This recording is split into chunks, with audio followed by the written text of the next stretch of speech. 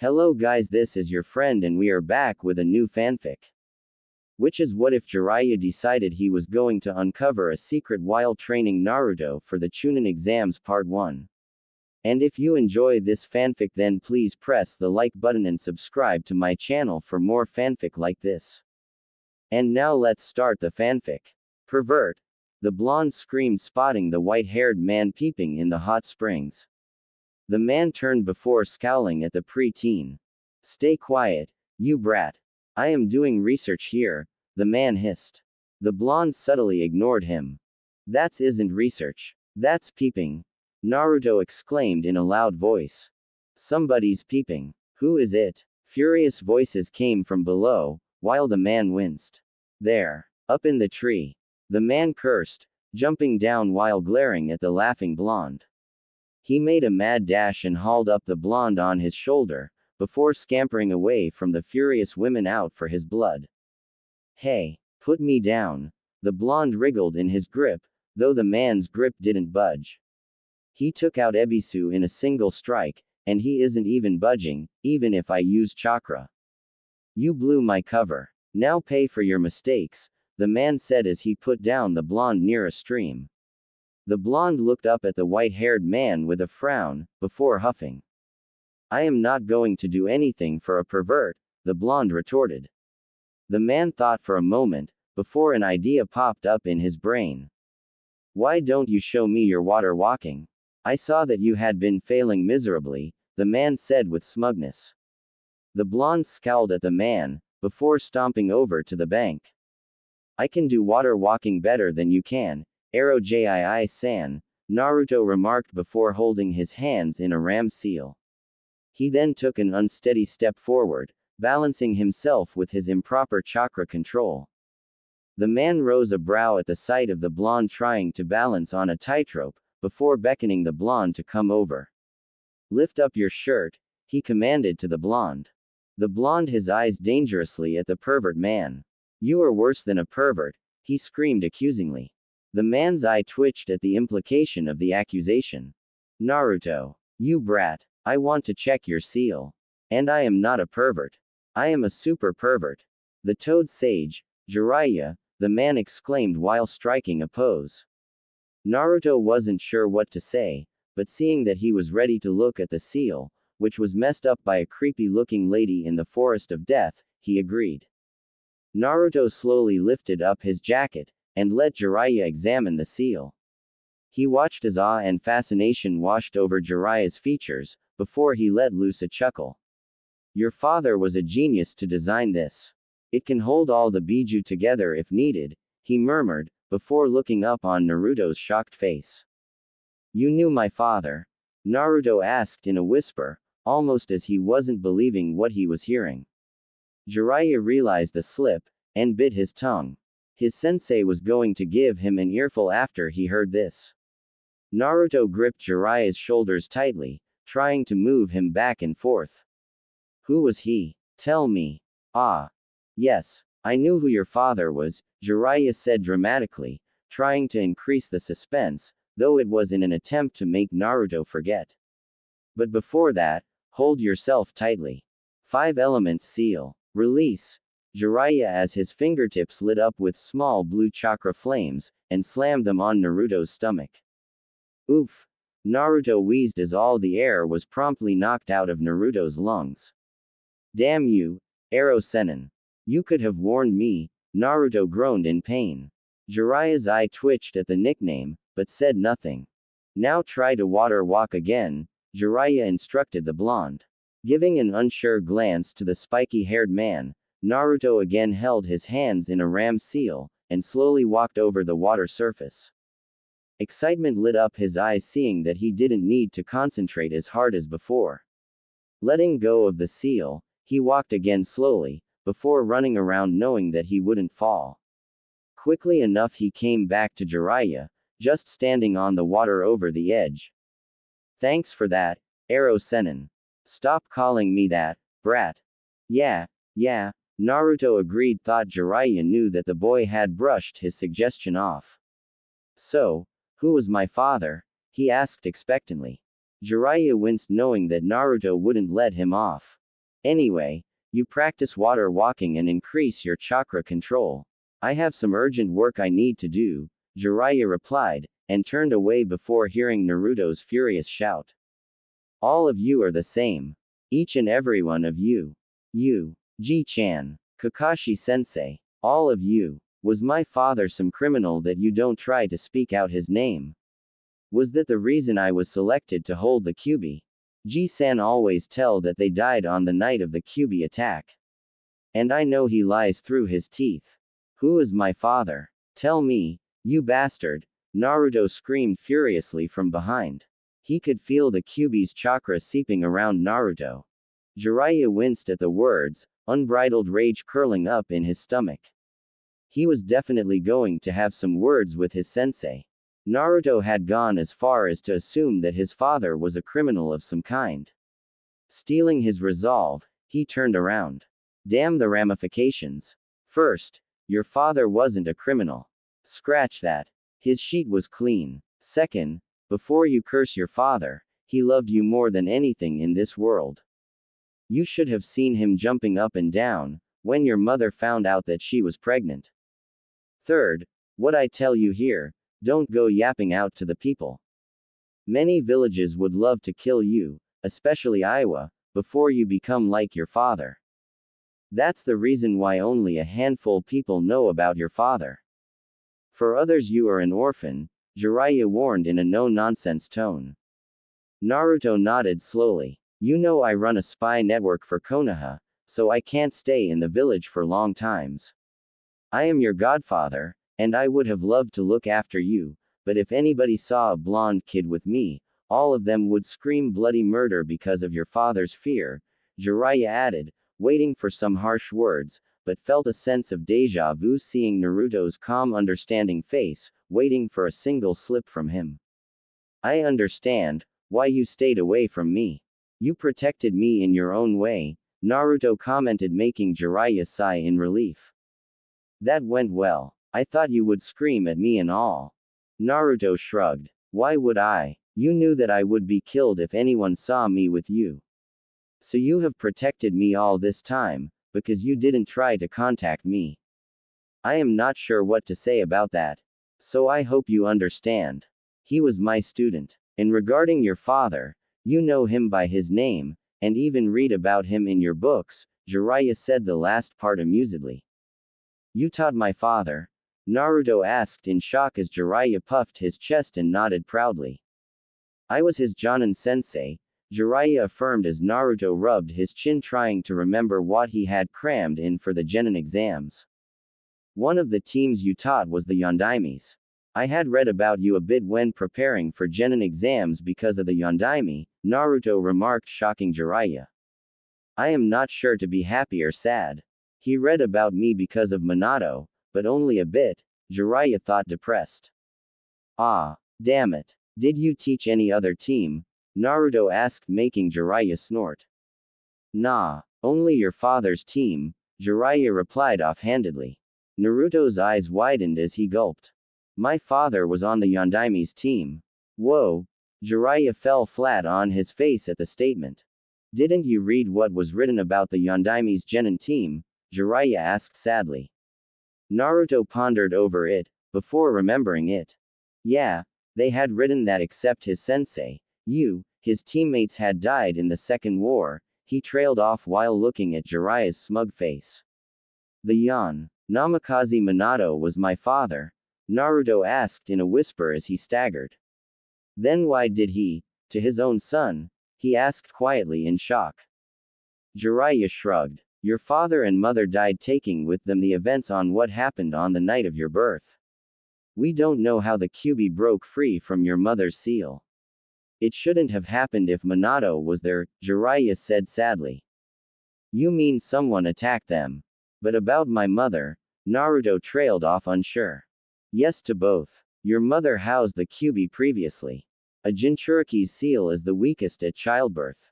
On that night, it was decided that your birth would take place away from village, under a barrier that would suppress the Kyuubi, if Minato failed.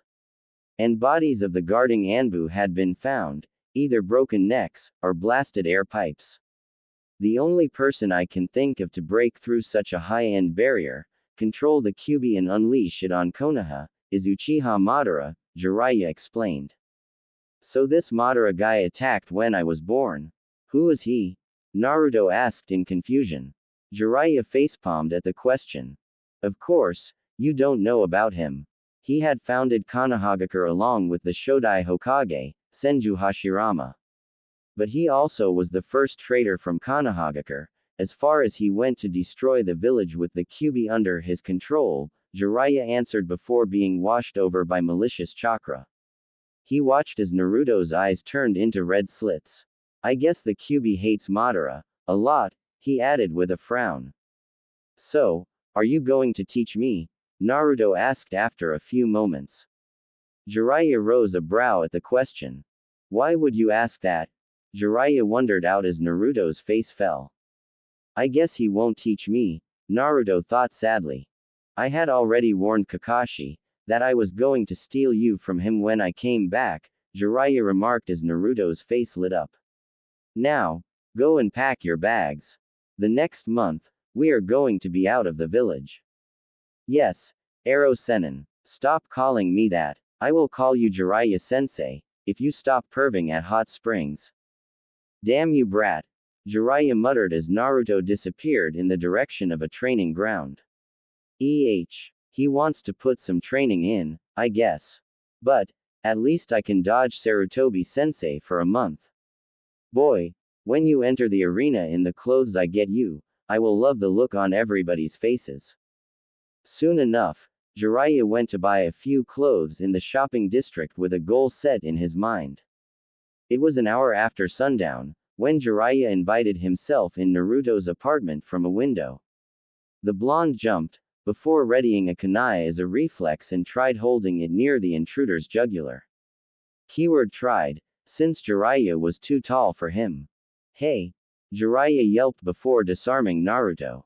Why would you do that? Naruto averted his eyes, before going back to pack his bags. No, he wouldn't show his weakness in front of his godfather. Jiraiya's eyes narrowed at the ignorance, his instincts telling him that the boy was hiding something. I asked you a question, Naruto, he said in a low voice. Naruto barked out a fake laugh. Hey, you never try to sneak up on a ninja, he replied nonchalantly.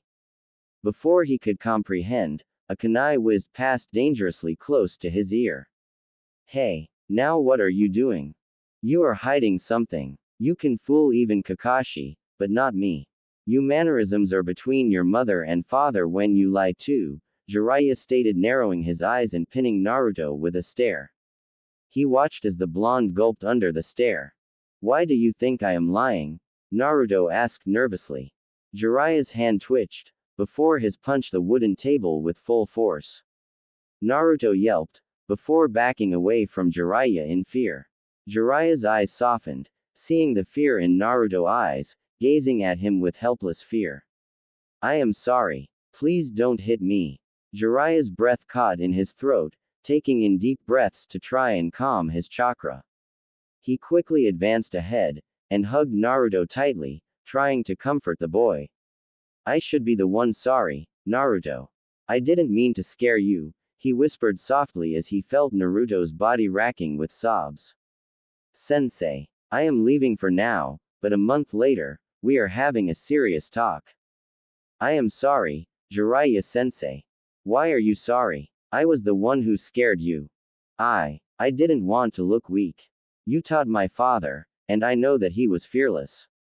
Jiraiya snorted at that. Fearless. When a rumor had spread that he was cheating on your mother, you should have seen him running around the village, trying to dodge all kinds of objects from your mother, Jiraiya remarked with a smile. He felt Naruto chuckle a bit between his sobs. It's fine, Naruto. Nobody's gonna hurt you if I have anything to say about it. The pair stayed like that for a few minutes, before Jiraiya separated, handing Naruto a scroll. The boy looked at his new sensei with a confused face. Open it. It's a gift, Jiraiya instructed as Naruto nodded, before doing the same. Naruto frowned seeing a familiar seal, and pushed some chakra into it. There was a puff of smoke, before Naruto found himself holding 4 sets of a standard Konoha uniform, and 2 burnt orange flak jackets. Naruto's eyes watered seeing the new clothes, and hugged Jiraiya tightly. "Thank you, Jiraiya-sensei," Naruto murmured as the man ruffled Naruto's spiky hair. "Now, just take a few rations, and the new clothes. We are leaving tonight," Jiraiya remarked as Naruto nodded, and started packing the mentioned things in a backpack. Jiraiya rose a brow at the rows of stack instant ramen, before making a note to improve his diet. "Shouldn't we tell Ji-chan that we are leaving?" Naruto asked unsure. Jiraiya rose a brow, before a thought made him smirk. Yes we are. But we will write a note and leave it in your room," Jiraiya replied and handed a pen and paper to Naruto. "Now, write as I say." "Ooh." The blonde girl followed the boy seeing him return from one of the training grounds. Her sensei had ordered her to tail the boy, seeing that her brother was unusually fixated on him. For her, the boy was just an idiot who took ninja career with no seriousness. She planned to follow him just for the sake, already knowing that he wasn't a threat for their plans. Following the around the town for a few hours as he bought a few things, mostly camping material, she noted. But something she didn't miss was the way which the people were treating and gazing at him. Only a few of the villagers had greeted him with smiles. An inkling of doubt crept on the boy's identity. She planned to confirm it, but her sensing wasn't that great and she would need the boy to stay in a confined place for a specific period of time. Soon enough, the boy walked towards the red light district, making the girl tailing him on the rooftops frown. She wasn't sure why the boy was heading towards a place where many people dared not to even step in their lives. Still, she kept on walking behind the boy, masking her chakra so the boy or nobody else would sense her on the rooftops. What is he doing here? The residential district in the opposite way, she thought with a frown before noting that the boy had stopped in front of an abandoned rundown building. She watched as the boy climbed his way to the second floor, and opening a door which had a lot of things scribbled in it. Narrowing her eyes, she could make out the word, demon, written more than a dozen times. She gulped, realizing that her doubt was indeed correct, and the boy she had been tailing for some time was Konoha's Jinchuriki. The same like her brother. She was about to run away in fear, thinking that he was same as her brother, but she was washed over by a sad, but at the same time an overwhelmingly excited chakra. He has terrible chakra control, she noted amusedly, before hiding near one of the windows. She watched as the boy packed supplies for a trip, making her frown. I guess he is training with someone outside the village. But who? In the next few seconds, she narrowly dodged a man entering the window where she was hiding at. She waited for the man to turn around and spot her, but thankfully he had missed her. That was too close for comfort. And the amount of chakra this guy has. Who is he? She thought with a frown. Her eyes became prickly as she heard the boy's words, realizing why he had suddenly been so scared.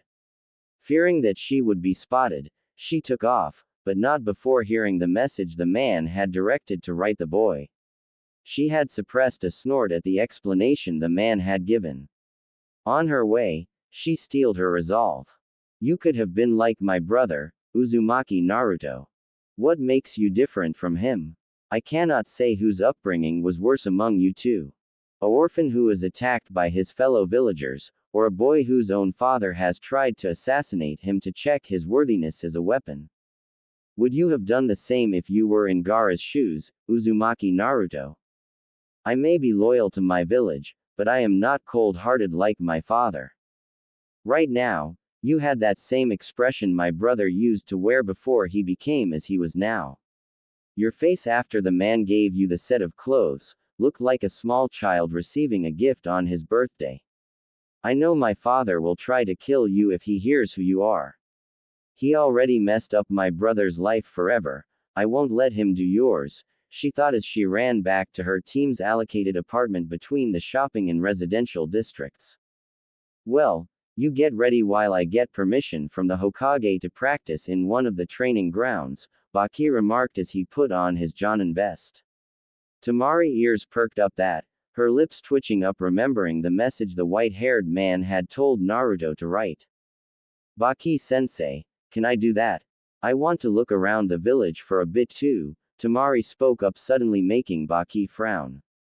It wasn't that hard to get that permission, just a signed paper from the Hokage to allow entry in the training grounds. I don't see a problem in that, Baki responded, frown still on his face, eyeing Tamari for any deceit. She would never volunteer herself for such a things. Tamari's face turned into a scowl, realizing why Baki was looking at her like that. Are you thinking that I am a traitor? Tamari hissed dangerously, making Baki shake his head in rapid denial. No, Tamari. It's just that you don't volunteer yourself for any work like this, Baki replied making Tamari's eye twitch. So, if I am trying to do something and get a breather from what Sama has planned, am I wrong? Tamari asked in mock confusion making Baki wince at the expression. I wasn't implying anything. You can go if you wish, Baki stammered out knowing how dangerous it was to anger Tamari. The blonde nodded in satisfaction. Good, Tamari said before stomping out of the room. Quickly making her way to the Hokage tower, she waited outside the office at the reception desk. She sighed at the queue, before taking a seat in the far corner of the room. Seeing the calm atmosphere, she assumed that nobody had visited the boy's house. How does nobody know that he hasn't been seen since morning? All ninjas are up at 5, and it's nearing 9 now. Any sane ninja would check up on within 30 minutes, Tamari thought with a scowl on her face. She had an urge to pummel that silver-haired cyclops she had seen at the preliminaries. The boy was his charge, damn it. He should be the first one to realize. After 20 minutes, she had been called inside to get the signed permission from the Hokage. As soon as she entered, the Hokage smiled a little before opening a drawer and pulling out a sheet. She bowed to the village leader. Hokage-sama, she addressed with respect. The first name on the special war list.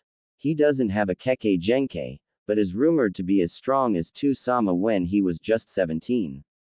You shouldn't bow to me, Tamari-san. You are one of the candidates for the Godime Kazekage, as well as the eldest of the Yondaime Kazecage's children, Hiruzen said as he took a drag of his pipe. I assume you are here for the permission, he asked as Tamari nodded. He quickly wrote down the blank spaces in the printed paper, before handing it to Tamari. I hope the villagers are treating you well, he said as the girl nodded.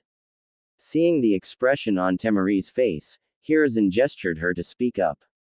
Do you something to say?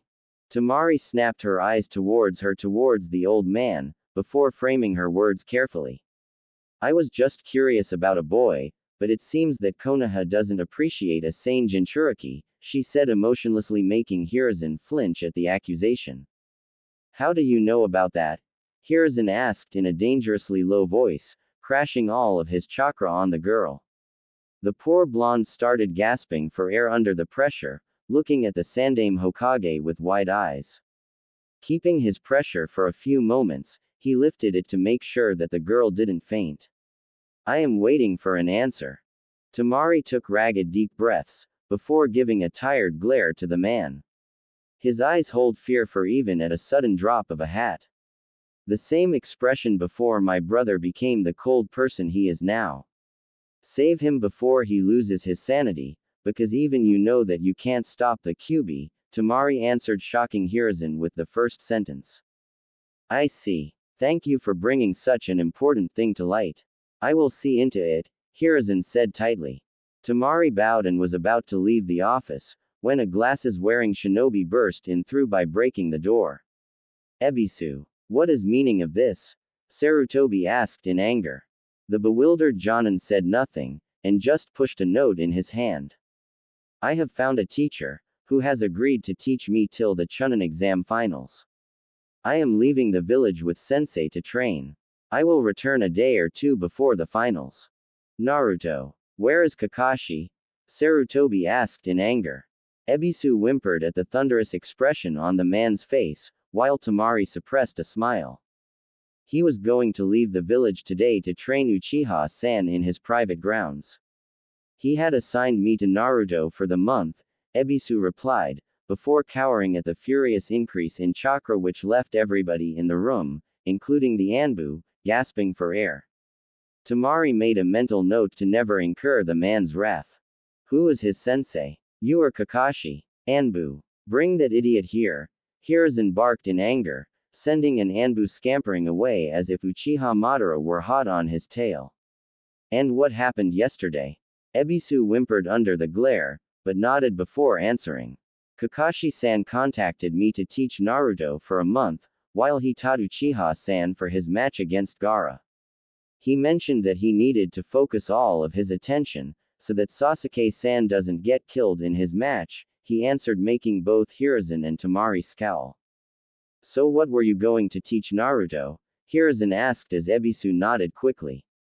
I was going to refine his chakra control, as well as teach him taijutsu as Kakashi had instructed. Hiruzen nodded quietly at that, but internally his temper was reaching his breaking point. I see, he replied tightly. Wait till Kakashi comes. Tamari smirked at the tone. He is going to tear a new one to that silver cyclops, she thought amusedly. Seeing that Hiruzen had forgotten her presence in the chaos, she patiently waited there. Quickly enough, Kakashi came in from a window, unaware of the rage bottled inside his leader. Hokage-sama, Tenzo told that you had asked for me, he said lazily. Hiruzen nodded, before crashing his entire chakra on the lazy Jonin.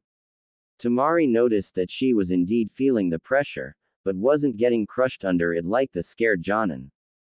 Concentrated chakra pressuring. How much control does he have over his chakra? I won't be shocked if he walks over to Sama without breaking a sweat, Tamari thought in fear. Hokage-sama. Kakashi squeaked in shock, his entire body paralyzing under the dense angry chakra. Who is important to you, Sasuke or Naruto?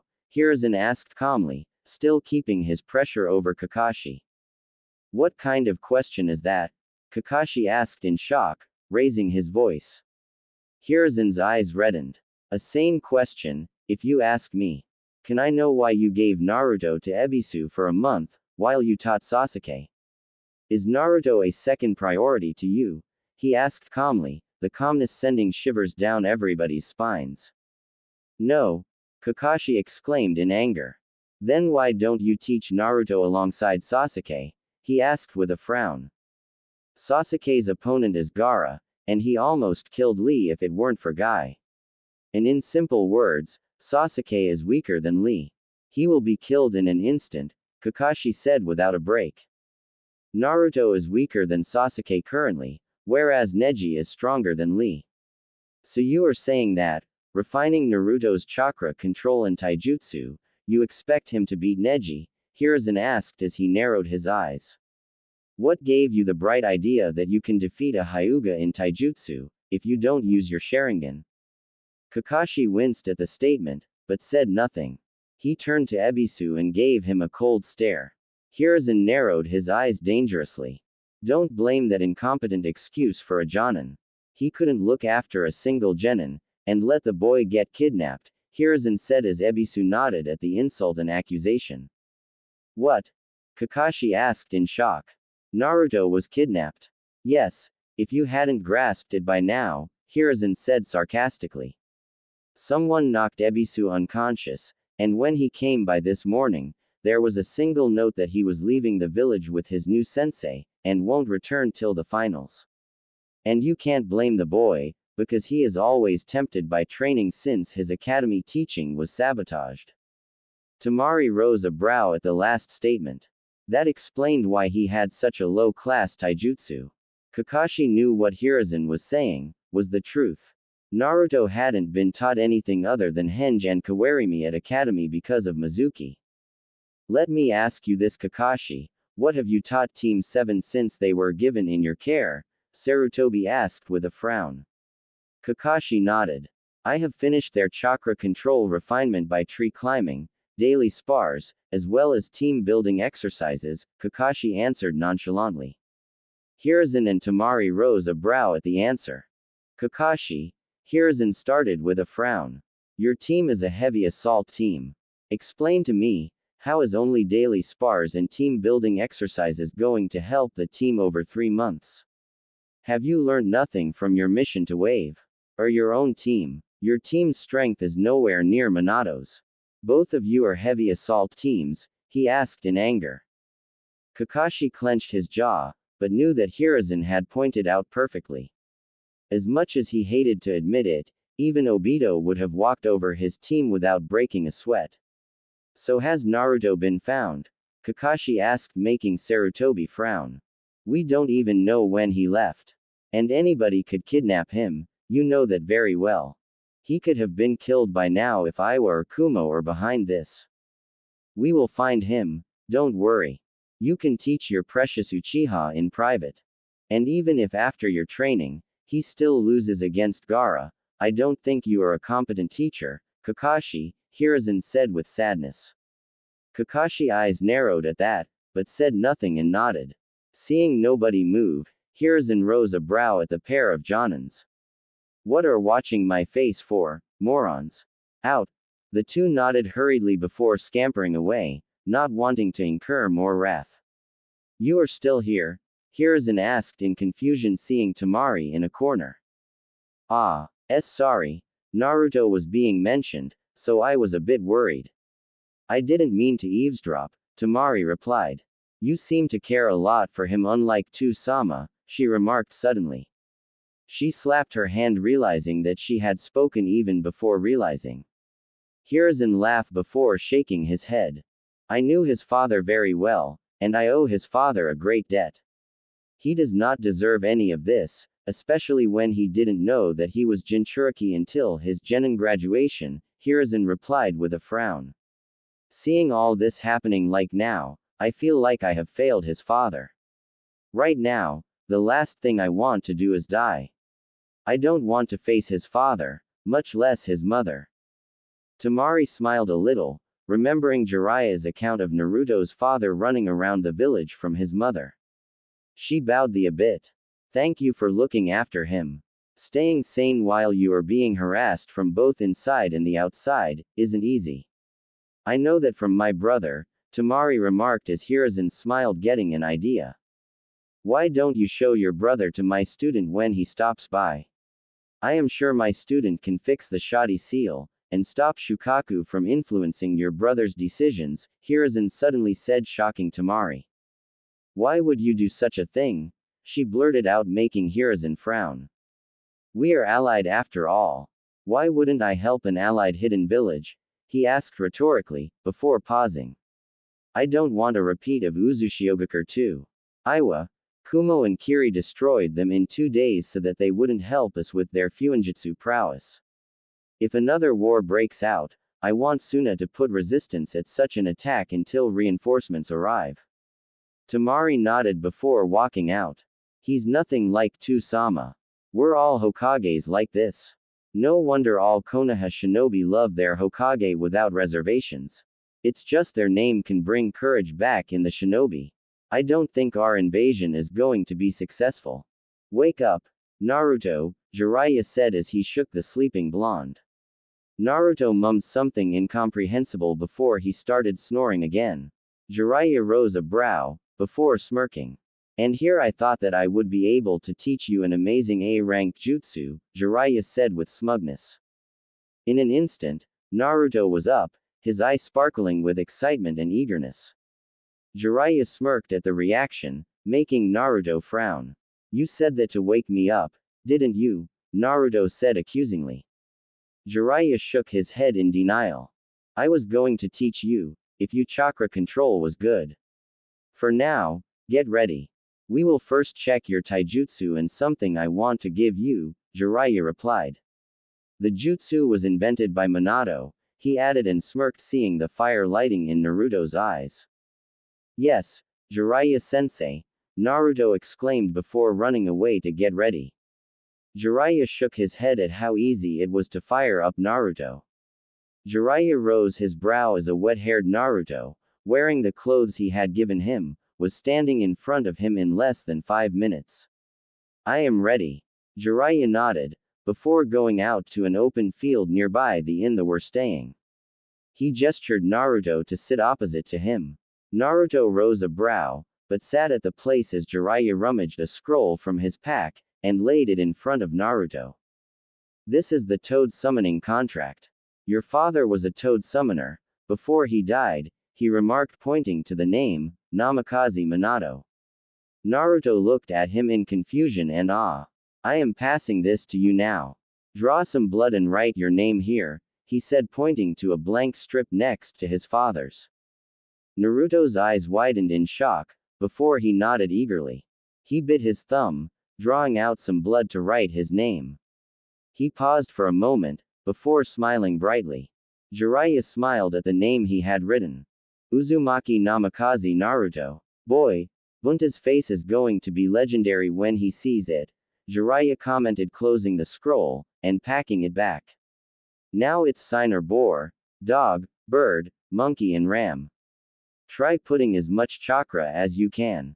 I wouldn't be surprised if you managed to summon, Bunta.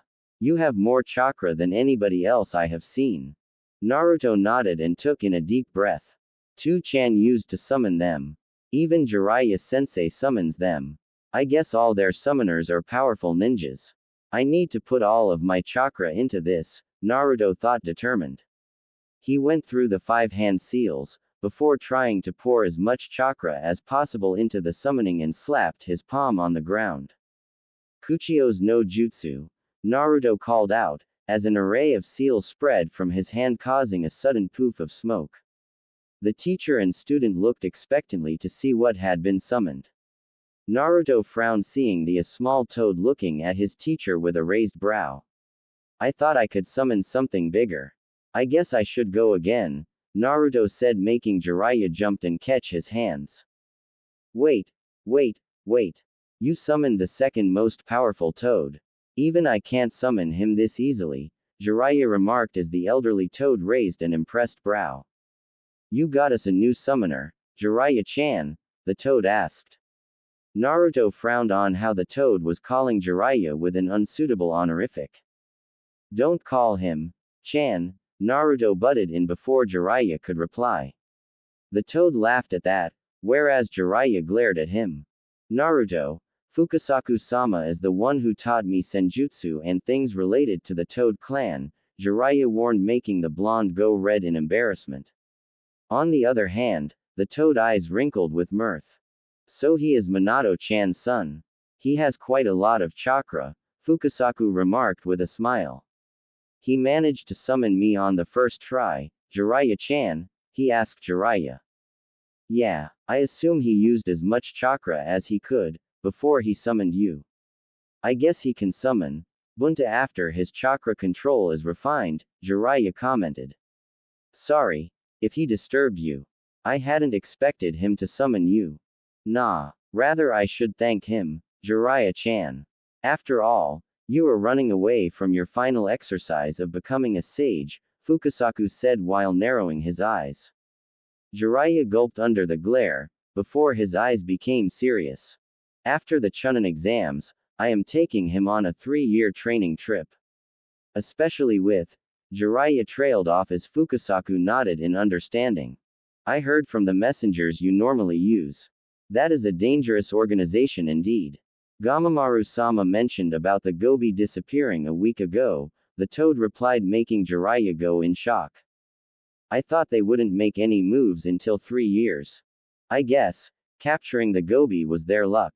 Information like this can be tampered, unless you check on them personally. I think, someone will visit Naruto-chan soon, to check if their strength.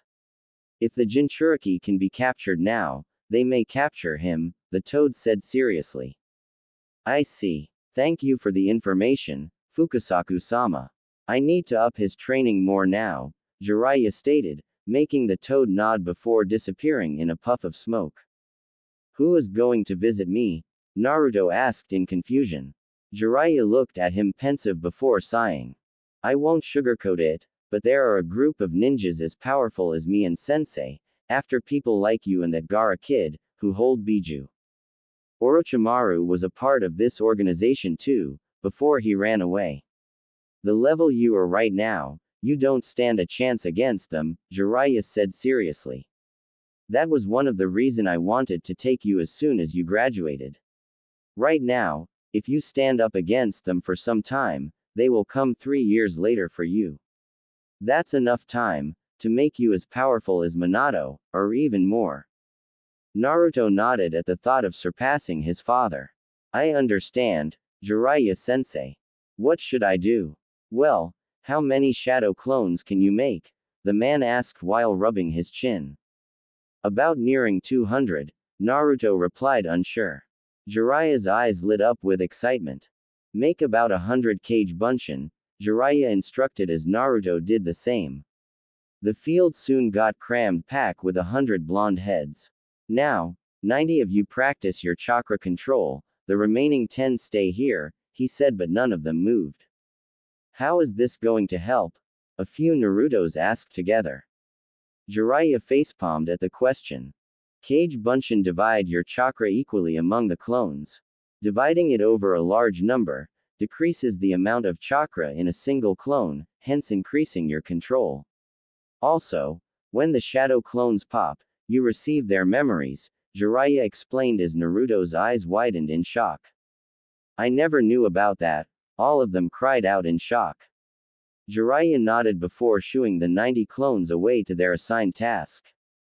Now 8 of you, take these 8 books and read from them, he instructed while popping 8 books from a storage seal.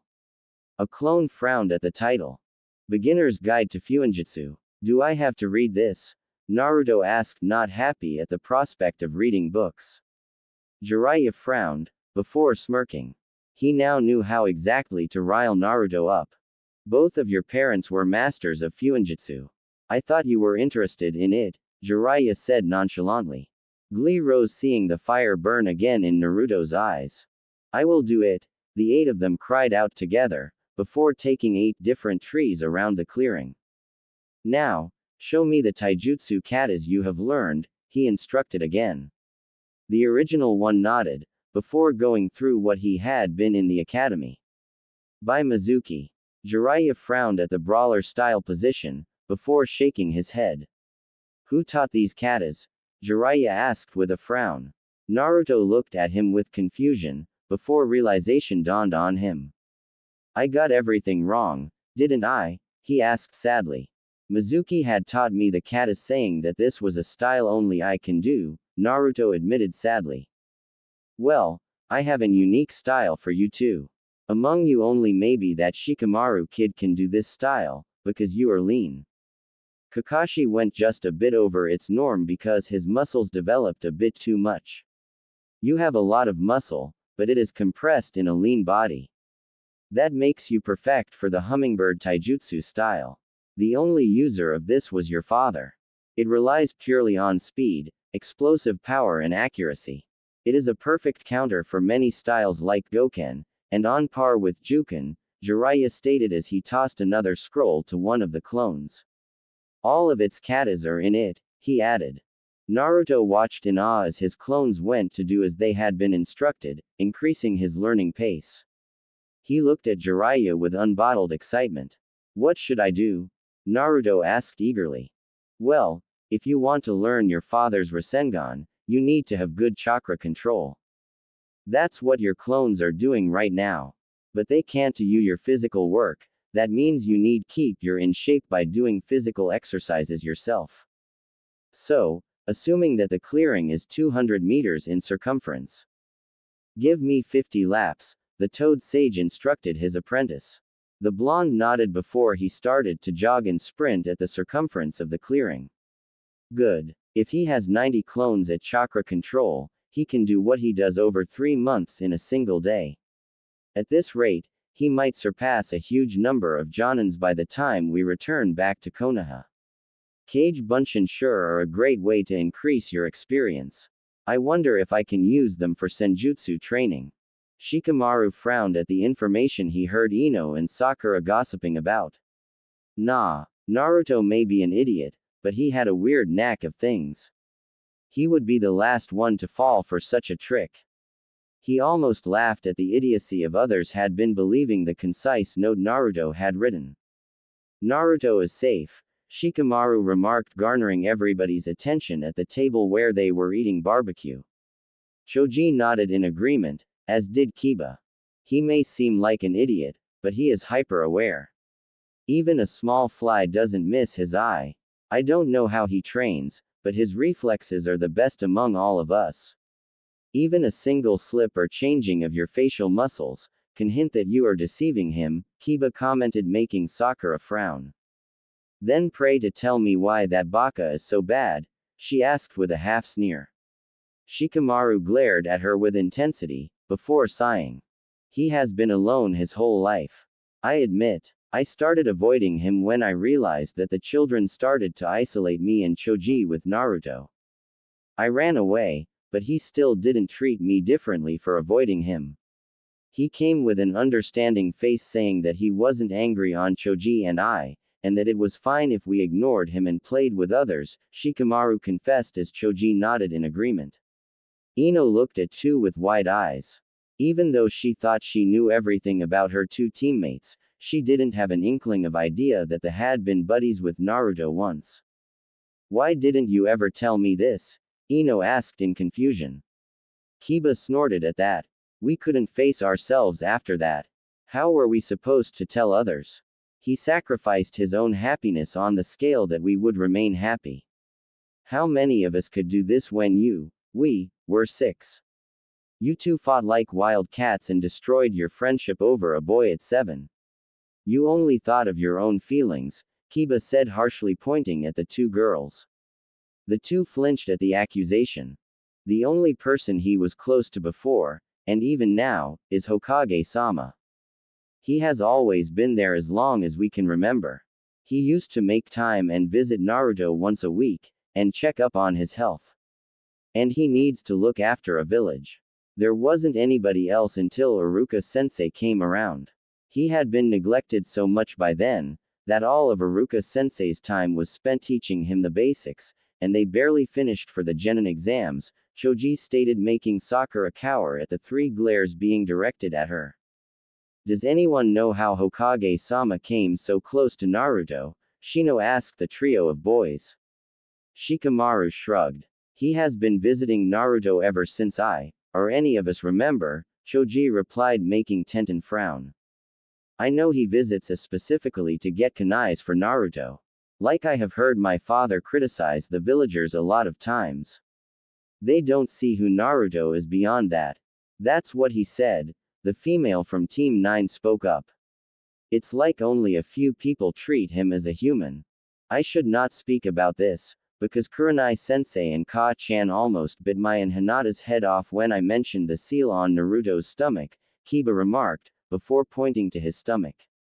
Hinata described it as a circle in 2 pieces, and 4 rays protruding from each, and red chakra leaking out randomly from it. Isn't human chakra blue? Choji asked with a frown. Shikamaru furrowed his brows at the information. Shino too seemed pensive. You know that I tag all of my team members and friends with a bug, right? The boys nodded whereas the 2 girls scrunched up their faces.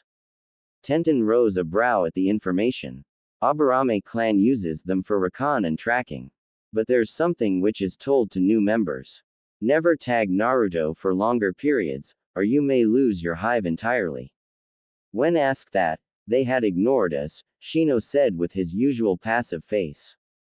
I know there's something which is forbidden for the older generation to speak about Naruto. It's like they are trying to hide something, just naming it as bad influence. I often wondered if his parent did something wrong, but Tu-chan or Choji's dad said that nobody knew about who Naruto's parents were. They said that he just. Shikamaru trailed off, his eyes widening to the size of saucer plates. What happened, Shikamaru? Ino asked worriedly. Shikamaru snapped his head towards her, before shaking it in denial rapidly. I just remembered something I need to do. Sorry, but I need to go, Shikamaru said before bolting away, assuming that his father would be at the Hokage Tower in his office. Choji and Kiba raised a brow at the vanishing figure of Shikamaru. Did he figure something out? He just stopped at, oh, ooh, Shika. Wait for me. Choji scampered after his childhood friend. Kiba too realized the same thing and ran after the two. The three girls and Shino stared at the now empty seats. Tenten craned her head sideways, not knowing what to say. We shouldn't pry. Why? Because they feel guilty for isolating Naruto, and they think they can help him, Shino remarked, making Tenten nod in agreement. Sakura looked down guiltily. Even though they had been teammates for over 3 months, she knew next to nothing about Naruto. Do you think Naruto can beat Neji? Tenten suddenly asked. Shino smirked underneath the high-collar jacket. As long as I have known Naruto, he has a knack for unimaginable feats.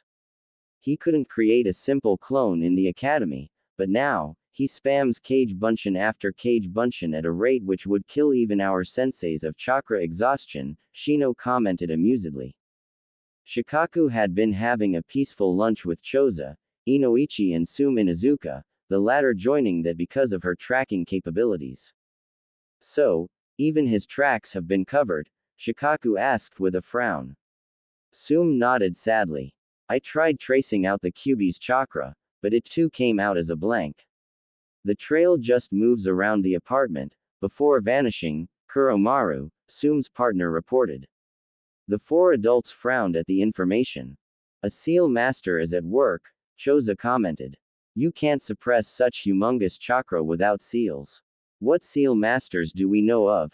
He wondered out. Jiraiya-sama, and Chio-san from Suna. The one Kiri had died soon after the Third War, while the ones which Iwa and Kumo have are frail to even move from their bed, Inoichi replied. Jiraiya-sama hasn't been in the village for years, and Chio-san isn't a seal master, Inoichi. Have you seen the Casecage's son? That's her work, Sume commented. So, there's a seal master, who can sneak into Konoha, kidnap a high-priority target, and vanish without a trace, while taking a literal chakra generator with him, Shikaku exclaimed exasperated. Hey, don't assume it's a boy. It can be a woman too, Sume retorted, making Choza look at her bewildered. Ito. Sume-san, we don't have any interest in the kidnapper's gender. We need to find Naruto-kun, he spoke up, making the woman grunt. You don't need to do that, Tu-chan, a voice spoke up from the doorway. The four adults frowned, seeing Shikamaru, Choji and Kiba looking at them with emotionless faces. Naruto is hyper-aware. He would be the last one to get kidnapped from any of us, Shikamaru added, making Shikaku frown. Shikamaru, he has vanished without a trace. Not even Kuromaru can track his smell, Shikaku said in an exasperated voice. Kiba snorted. What gave you the idea that even Kuromaru can find him? He can erase his tracks easily. He is a genius when it comes to these things. How do you think he managed to hide from you so long after he pulled of his extraordinary pranks? Kiba asked with a raised brow. Choji frowned behind them. Guys, we are going off track, he warned. Shikaku rose a brow as he drank water. Does Naruto keep the Kyuubi locked away in his body? Kiba asked unceremoniously. Shikaku spit out the water in shock, as Choji and Inoichi choked on their pieces of food. What gave you that idea? Sume blurted out in shock. Shikamaru rose a brow with an expression which screamed, Are you an idiot? The older generation look at him in fear, and often call him a demon. You can't call someone a demon on a whim. Then, when we were discussing about Naruto now, you said that he just popped out of nowhere on the night of Kyuubi attack. That and Kiba telling me about the seal was enough to figure out that Kyuubi was sealed inside Naruto, Shikamaru explained as the two boys nodded in agreement. I know it is forbidden to tell that he holds the Kyuubi to our generation. If it was just allowed, the villagers would have openly told that and not label him as a bad influence, Kiba added as silence descended in the room. Well, that hit bull's-eye, Shikaku started. So, how do you think of him now that you know he hold back the troublesome Kyuubi? We are ashamed of ourselves. You remember Choji, Kiba and I used to play with him when we were 6 or 7. When the other children started isolating us because of our interaction with Naruto, he stayed away so that we wouldn't get isolated.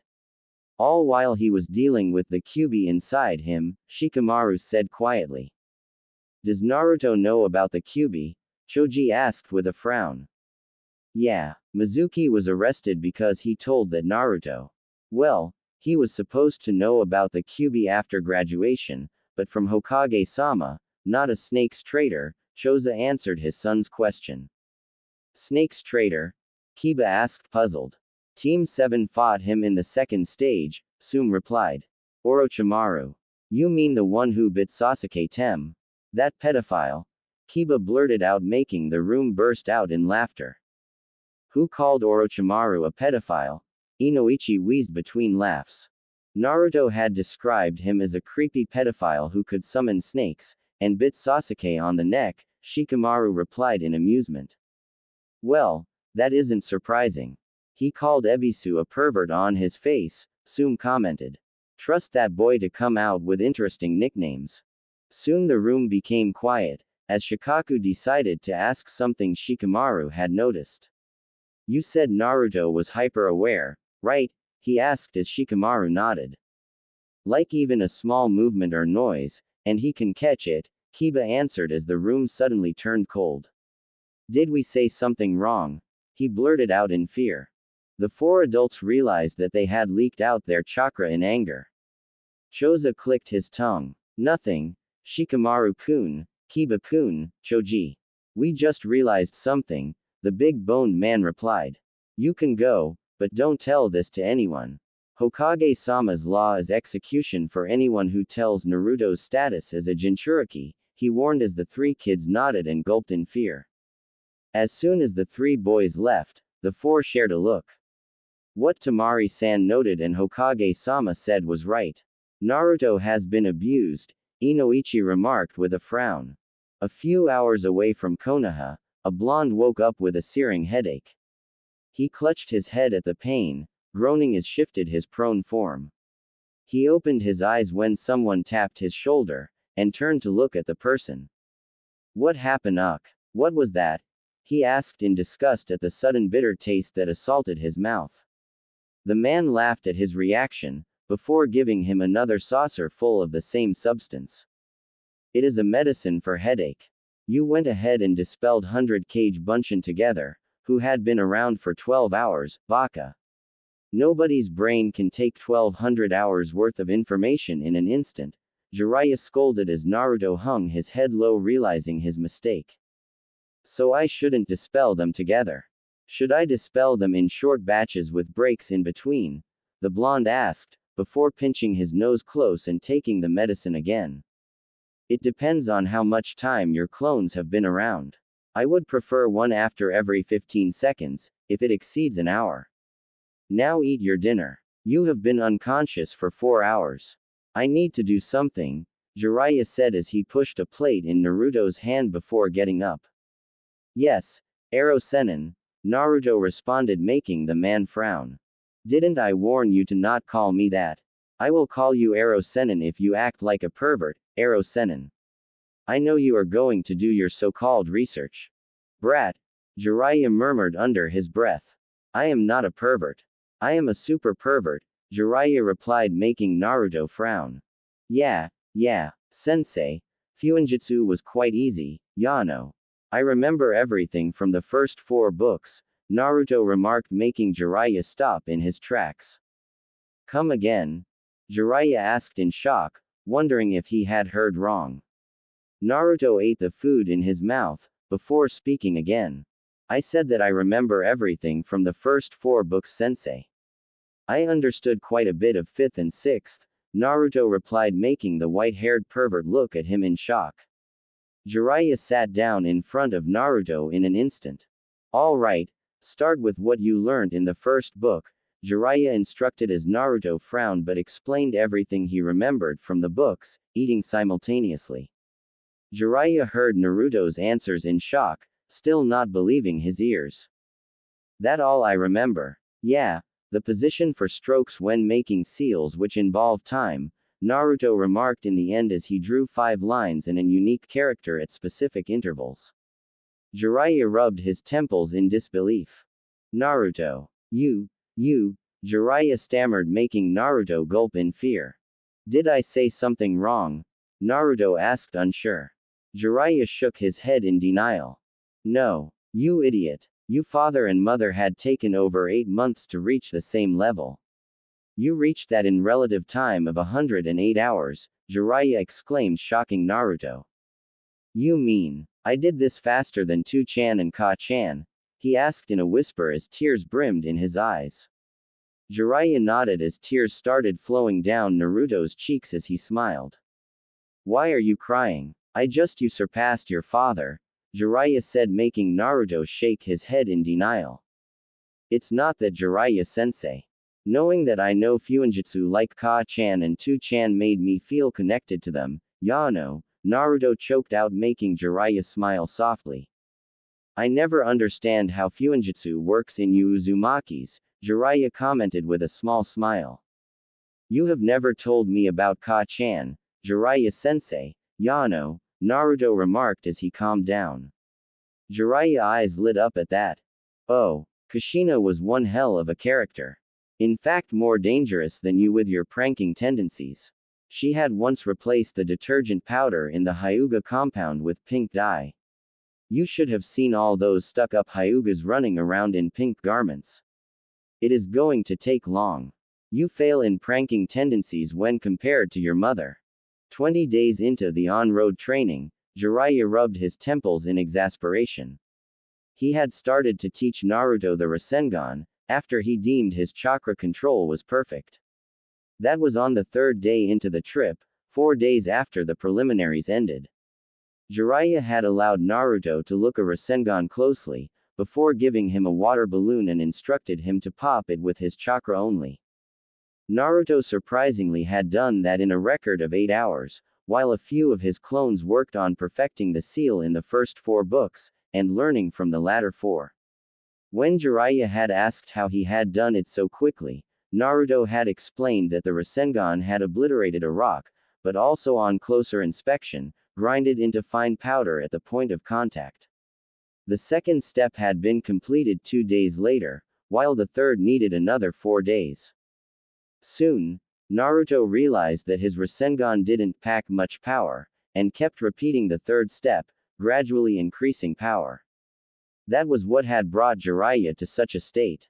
So, you're telling me that you increased power in your Rasengan till my level? Jiraiya asked as Naruto nodded and formed a bright blue Rasengan in one of his hands. Jiraiya too made one of his own, before raising a brow at the similar brightness of chakra. Guess the chakra control training with your clones succeeded. That's stronger than what Kakashi can make. Thank you for teach me, sensei, Naruto suddenly exclaimed with a smile. Jiraiya rose a brow at the sudden statement, before getting a new idea for teach Naruto. Where are you in Fuinjutsu and Taijutsu? He asked while furrowing his brows. I am about to complete the 8th book. So, I can create quite a few barriers, specialized blood seals, as well as stasis seals. I am stuck on the part where you use chakra to imprint seal on a surface. In Taijutsu, my accuracy is fine, but my speed and power are a bit off. You are often able to block my strikes, or come in before I put a guard up, Naruto explained as Jiraiya nodded pensively. Have you ever tried sensing chakra? Jiraiya asked as Naruto tilted his head sideways. How the hell do you do that? Naruto blurted out, making Jiraiya smirk. You meditate. If I try to explain how I sense chakra, you will not be able to understand. Everybody senses chakra in their own way. So meditation is the first in the list for sensing chakras, Jiraiya explained. You should be able to sense them easier than others because both your mother and father were sensors. So there's no doubt you are a sensor. So now your assignment alongside Fuinjutsu and Taijutsu is trying to sense people around you. Naruto nodded seriously, before making shadow clones and assigning them to their jobs. Fuinjutsu, Taijutsu katas, meditation and chakra control. The original Naruto started to do physical workout. Jiraiya raised a brow at that. Why aren't you meditating? He asked with frown. Naruto looked at Jiraiya in innocence. My first match is Neji. He is a master in Juken Taijutsu. And I need to teach that bastard on how to treat your family. You said the Juken is fast, and you get in my guard even at a slower speed. I can focus on sensing later. It will be useless if I don't have any chakra in me, Naruto replied. The second match can be either Sasuke or Gaara. Even in those matches, if I don't have speed, I lose. Sasuke has his Sharingan, while Gaara just keeps piling sand on you, he added. Jiraiya had to agree with that. If Sensei had told about Minato earlier, Naruto would have been the strongest genin by now. He admires Minato so much that even his name is enough to push Naruto beyond his limits. At the level he is now, we still have 3 more years. Jiraiya left back a Kage Bunshin like usual to help out, while he went to do some research. He would admit proudly that Naruto would surpass him in 3 years, because all that he was lacking was experience. He had asked the 3-year trip for that very matter. Soon enough, Jiraiya found a hot spring in a nearby village, 10 minutes of ninja run from where Naruto was training. He kept an eye out for Naruto's chakra, knowing that his chakra often reflected his mood, and his huge chakra reserves were unable to sense unless you had Jonin-level chakra reserves. He would be nonchalant till Naruto's chakra reflected his determined mood. Taking out a notepad, he started scribbling notes while giggling perversely often. For the first time in the past couple of days, he had been able to do his research for more than an hour. Naruto had popped up quiet a few times, finding him unintentionally with his sensing. On the other hand, a blonde's eye twitched seeing a familiar red and green in a tree near the hot springs. She quietly walked over to the perving white-haired male. She patiently tapped on his shoulder. The man brushed off her hand, before writing a line. Don't disturb me, brat. Instead of using your clones, you yourself try making seals with your chakra, Jiraiya said before writing again. The blonde rose a brow, her eyes still holding anger. I didn't know you took a student after Minato, Jiraiya, the blonde said calmly. Jiraiya paled hearing the voice, his hands trembling with fear. He shakily turned to the blonde, and the snickering raven head behind her. TT's Tsunade. He squeaked in shock, holding his hands up in surrender as he jumped away from where the 2 women were standing. It's not what it looks like, he stuttered out in fear. Tsunade nodded in agreement. Yeah, it's not what it looks like, Tsunade iterated Jiraiya's statement. It's exactly what it looks like, you damn pervert, Tsunade accused in a loud voice. Jiraiya's eyes widened, before fear struck in them. Please keep your voice low. The others will hear you, he pleaded. So have you again left your student while you perv around? Tsunade asked accusingly. Jiraiya narrowed his eyes in anger, flaring his chakra. I look after my student, Tsunade. I have looked after all my students and made them into remarkable shinobi. I haven't run away from the village like you did, Jiraiya replied calmly. Tsunade winced knowing she crossed her line by mentioning his students. I am sorry about that. And I didn't run away from the village, because I have nothing remaining there, Tsunade retorted, making Jiraiya frown. You still had a relative in Konoha. I was not allowed to contact him till now because of the threat to his life. You had no such problems. You could have looked after the boy, rather than leaving him out like Sensei did. It's still a miracle that even after the abuse of the villagers, he has managed to retain his sanity. We got a good view of what he could have done, if had given in to the Kyuubi's temptations. So where were you? Jiraiya asked harshly, making the woman narrow her eyes. Who are you talking about? After Kushina and his son died, who was remaining in Konoha? Tsunade asked in anger as Jiraiya looked at her in shock. What did you say? Jiraiya asked in confusion. There's wasn't anybody in that hellhole after Kushina and his son died, Tsunade repeated in irritation. Jiraiya looked at her as if she had grown a second head. Who the fuck told you that Naruto died? Jiraiya blurted out in shock. What do you mean? I meant what I said. Who told you that Naruto died? Tsunade-sama, Who is this Naruto you and Jiraiya-sama are talking about? Shizune asked as she readjusted Tauntaun in her grip. His father cannot be spoken so lightly about, his mother too. But, Tsunade Hime knows who Naruto is, Jiraiya responded, making Tsunade frown. I had got a letter from Sensei, saying that Kushina, Minato and Naruto had died the night of the Kyuubi attack and Minato sealed the Kyuubi away in an orphan, Tsunade stated with a frown. Sensei never told me such, rather I was knocking on his door demanding to see Naruto 3 days after the attack. Why would he write you such a letter? And Minato sealed the Kyuubi in his own son, Jiraiya explained, shocking Tsunade. You mean, he is alive? Naruto didn't die that night? She asked as Jiraiya nodded, irritated. Before he could say something else, a blonde announced his unflashy arrival, as he crashed face first into the ground.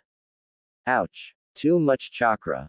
He mumbled before looking between Tsunade, Shizune and Jiraiya. Who are you, Ba-chan? Naruto blurted out before turning to Jiraiya. You know her, Ero Sennin. I told you to stop calling me that, Jiraiya shouted in anger. Naruto pointed a hand at the hot springs.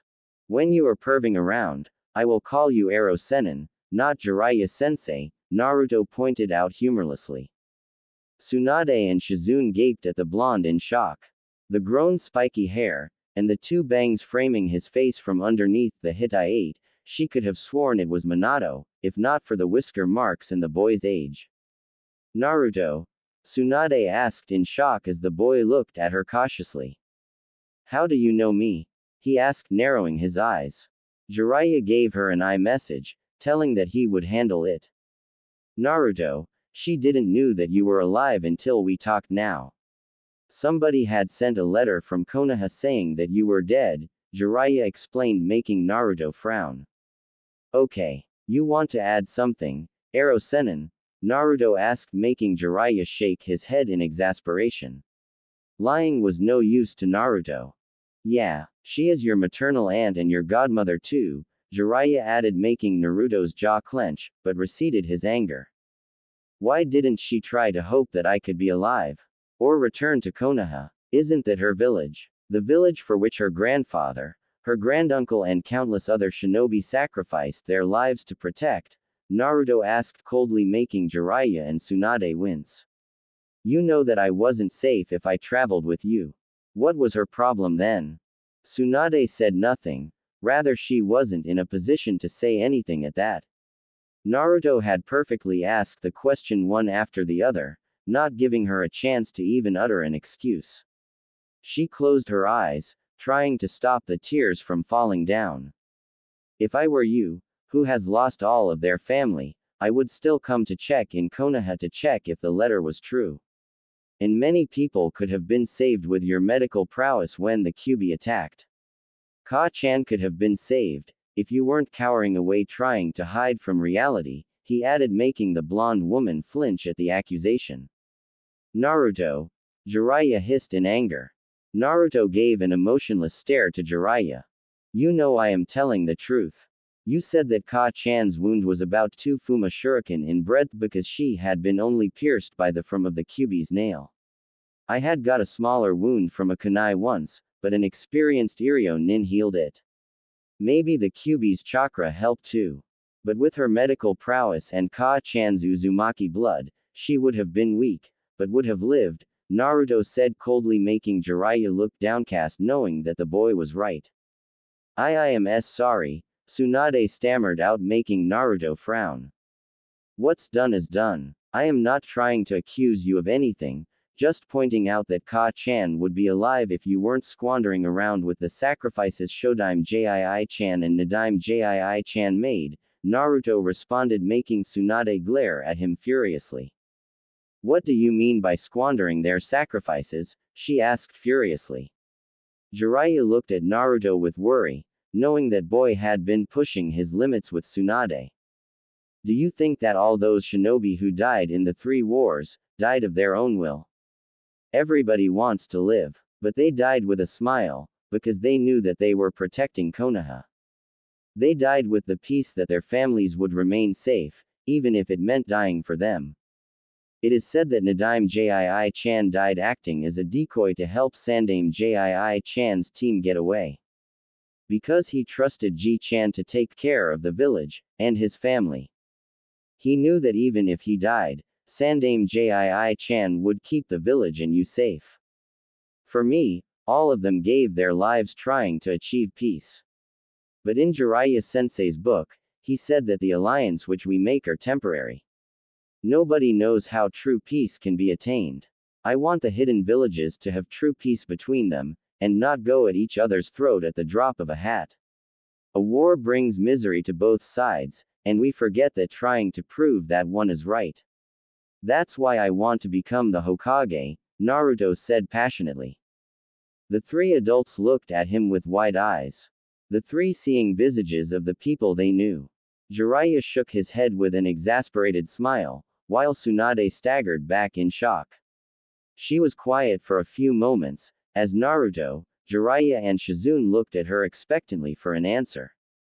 When you put it that way, you sound like Minato. Making the person feel guilty by explaining your view. For all this time, I always thought that all the Hokages were idiots sacrificing their lives over a village, but they died thinking that they took a chance to protect and save their loved ones, she remarked softly, before untying the necklace around her neck. Take this as a proof that I lost to you. This was Ji-chan's necklace, which he had given to Mito Ba-chan after marriage, she said, handing the green crystal to the blonde boy.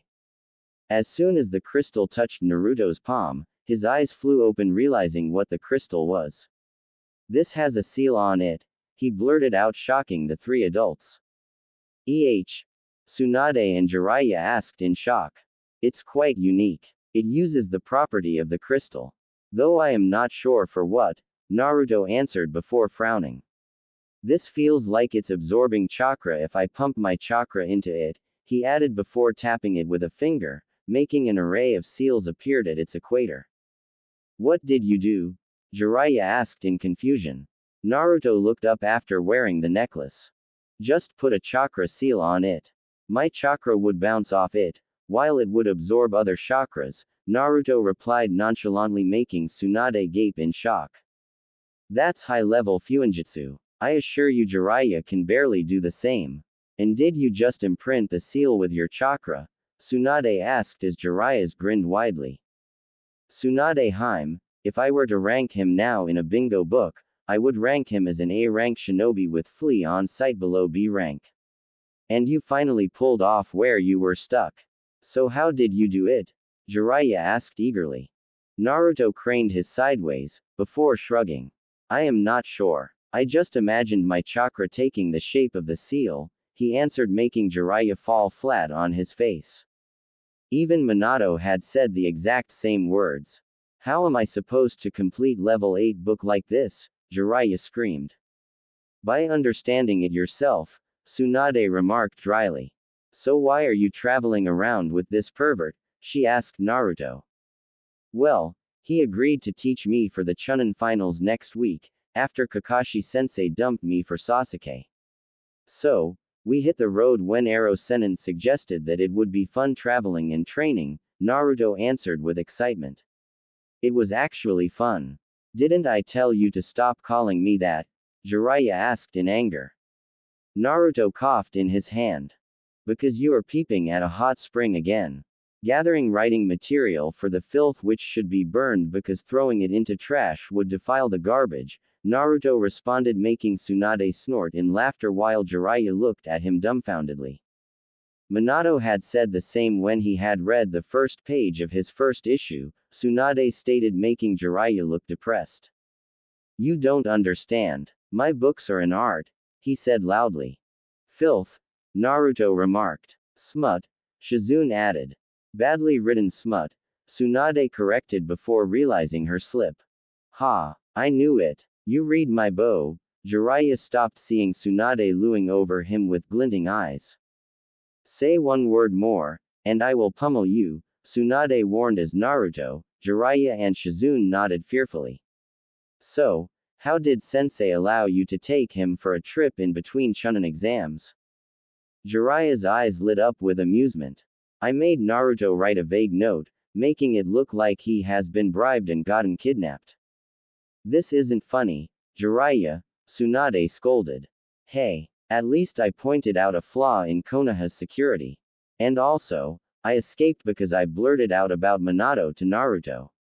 He had been thinking that his father was some kind of criminal because Sensei always dodged his questions, Jiraiya replied before looking at Naruto, who had been staring ahead blankly.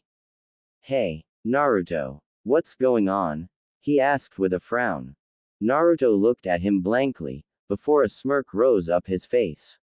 I am going ahead, Sensei. I just remembered something, he said before disappearing in a shunshin. It was 2 days before the finals, when the party of 4 arrived at the gates of Konoha.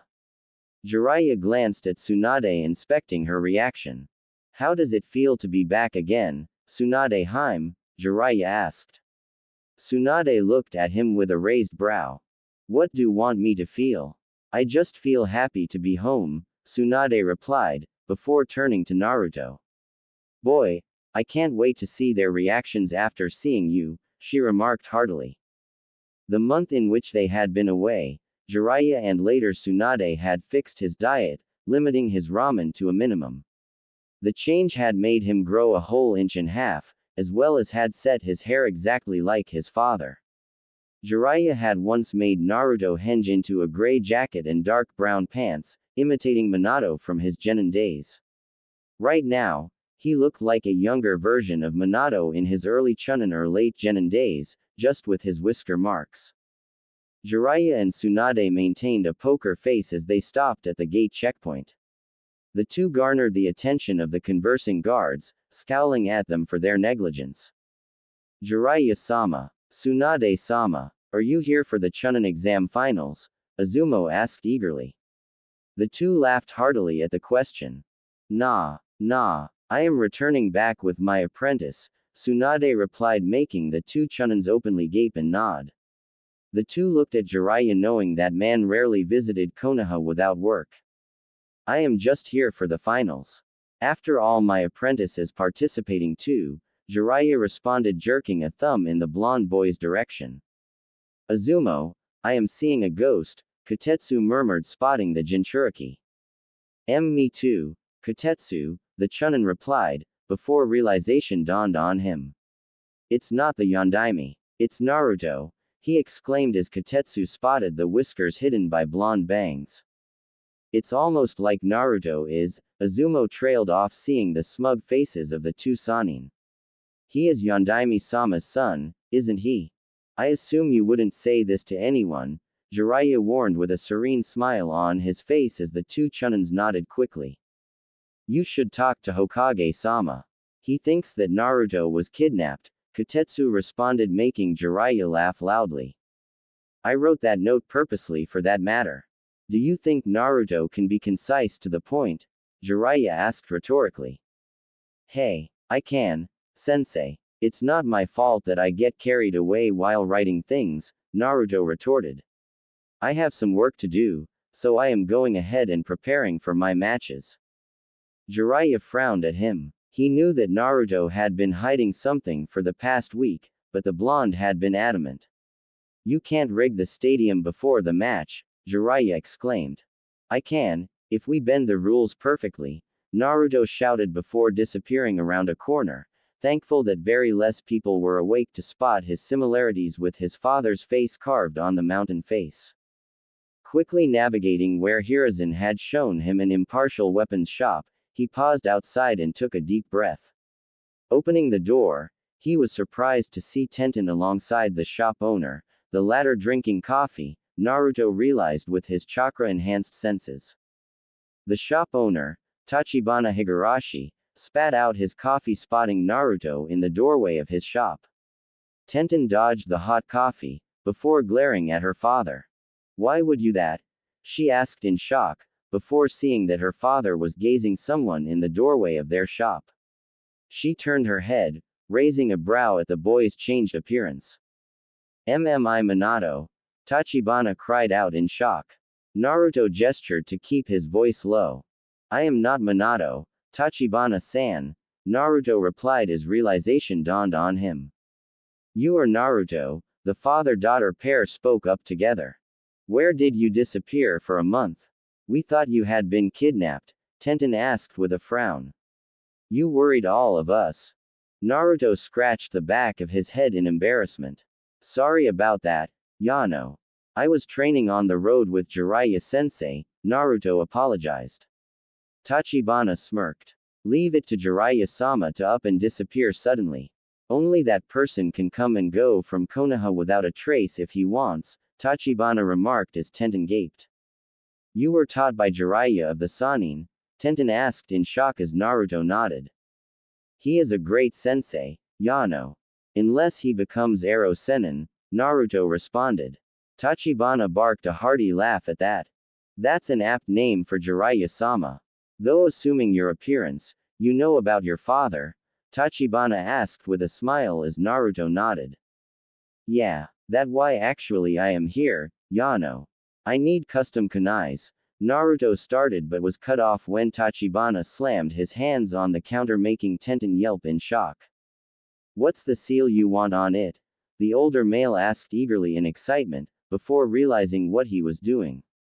I mean, have you completed the seal? Considering that a month ago, you were well, an amateur. I know how I was a month ago, Tachibana-san. But, spamming 100 kage bunshin for 12 hours helps, Yano, Naruto said smugly. Tachibana facepalmed at the logic. You learned information worth about what? 8.5 years in a single month, he wondered out in shock. What do you mean, To-san? Tenten asked bewildered. Kage bunshin's memories return to the user after they dispel. So imagine 100 kage bunshin every day for 12 hours, continuously for a month, Tachibana explained, making Tenten gape at the blonde. At least they help your thoughts become a bit more mature. So, what seal should I print on them? Tachibana asked as Naruto nodded with a smile and gave him a slip of paper. The pair frowned at the kanji. Isn't this the same as your father? He asked as Naruto frowned. It is. The blonde craned his head sideways in confusion. Tachibana nodded after a moment.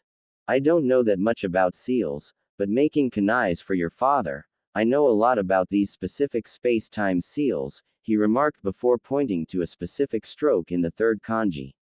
He had another seal here below. I don't know what exactly it stood for. All I know is it's not linked with the main space-time formula, he spoke, rubbing his chin in thought. I should have a copy of the seal matrix somewhere. I will hand it to you when I find it. I tested it out yesterday. It doesn't have any bugs, Naruto replied, frowning as the man handed him back his formula. Tenten watched as Naruto scanned the seal at a rapid pace, the slight widening and narrowing of his eyes the only indication of the blonde deep in thought. To-chan, don't you need to have good calligraphy for fuinjutsu? Tenten asked in confusion. Naruto nodded as he looked back up from the scanning the seal. He nodded, handing the piece of paper back to the shop owner. Ji-chan had forced me to do calligraphy a year ago. He said that my handwriting needed to improve because the teachers couldn't a single word, he answered with a shudder. I tried to walk out of it, but Ji-chan, he shuddered again. He promised to tell Tsuki-san not to serve me any ramen until I fixed my handwriting. The pair opposite to him smothered their sniggers at the horrific expression on the blonde's face. Tenten had found a way to bribe the boy in teaching him fuinjutsu. She knew the basics of it, but Jiraiya, being the only sealmaster in his absence, had forced to put it on hold. So when do you need them? Actually, can I get them by tomorrow night? Naruto asked innocently. They will be ready by tonight if you want, Naruto. I assume you are going to drop the bomb on the day of the finals, the older Higurashi asked with a maniac smirk, making Naruto shake his head in exasperation and nod. Tenten, remind me to take a camera that day. Jiraiya-sensei and Tsunade Ba-chan are going to do the same, Naruto remarked as Tachibana rose a brow. Tsunade-sama has returned? Tenten asked, jumping up and down. Yeah, she caught Ero Sennin perving around hot springs a week ago. Somebody sent her a letter, then I died along with Ka-chan and Tu-chan. She admitted that she would have returned and took me with her if she knew I was alive, Naruto replied, making Tachibana frown. Well, I had a piece of my brain to give her when she returned about treating your family members, but seeing why she hadn't, I guess she understands. So, what was your reaction when you came to know that she is your aunt? He asked, making Tenten faint at the information. Well, it didn't go all too well. I criticized her a lot on her choices to stay away from Konoha, but we are good now. Actually, I wanted a favor from Tenten, he said, glancing at the unconscious girl. Tachibana raised a brow to continue. Well, my hair gives away my identity. So, Ba-chan wanted to put my hair in a bow, but she doesn't know how to tie such relatively short hair. So I wanted to ask if Tenten could do that. Why not ask your teammate? Well, I am not exactly on good terms with Sakura and Ino. Hinata faints a lot for some reason. I guess she is sick. I should ask Ba-chan to look her over, Naruto answered, making Tachibana release an exasperated sigh. Well, Tenten is out of commission, for the time being. I will send her for you when she comes by. Still look around if you can find someone. I am not sure if Tenten can do what you are asking for. Her hair has always been long. And remove your Hitai-8. That would lessen the chances of someone recognizing you until you want it to be out, Tachibana replied. Thank you for the help, Tachibana-san, Naruto exclaimed before bolting out from the shop. Seeing that it was barely past 7, and majority of the people would be resting for the big day 2 days later, he made his way to Ichiraku. Naruto, you finally came around. Here we were thinking that you really got kidnapped, Tuki exclaimed from the counter as he recognized Naruto. The blonde took a seat, before laughing. Everybody thinks that Jiraiya-sensei kidnapped me, he wheezed out between laughs. There was grumbling from a grumpy and still sleepy Ayame. I told you it was Jiraiya-sensei's work. Now pay up, Tuki exclaimed. Jiraiya-sensei taught you? Naruto wondered out in shock as Tuki put the noodles in boiling water. Yeah, I went to learn Fuinjutsu, but quit because of the difficulty, Tuki answered, making Naruto frown. Fuinjutsu isn't that hard, Asan, Naruto remarked, making the old man frown. It comes easily to you, Uzumaki, brat. There used to be a few jokes back in the days of the Second War. Fuinjutsu runs in the veins of the Uzumaki, Tuki replied dryly, remembering the agony he had went over when learning Fuinjutsu. Readying the bowl, he handed it to the blonde.